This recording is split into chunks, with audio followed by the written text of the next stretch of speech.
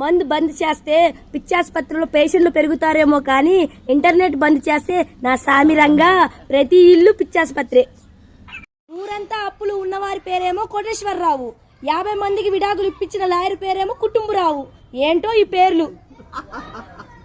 మొన్న నన్ను ఒకటి తిట్టాడు, నిన్న దేవుడికి మొక్కున్నా వాడి తిక్క కుదుర్చామని. ఈ రోజు వాడికి పెళ్ళైంది. వారికి సంస్కారం తల్లి నేర్పిస్తుంది, బాధ్యత తండ్రి నేర్పిస్తాడు, మిగతావన్నీ అంట్లు బట్టలు వంట అన్ని భార్య నేర్పిస్తుంది. పాపం. చూసి ఎవరైనా నీ ముఖం మీద డోర్ వేస్తే బాధపడకండి, బయట గొళ్ళెం వేసి వెళ్ళిపోండి.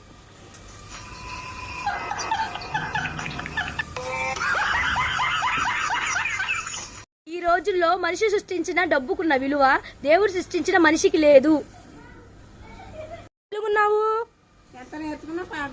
నీలాంటిదే ఎంతో డబ్బు ఖర్చు పెట్టి పాటలు నేర్చుకోమని పంపిస్తే వేలం పాట నేర్చుకుని వచ్చిందంట.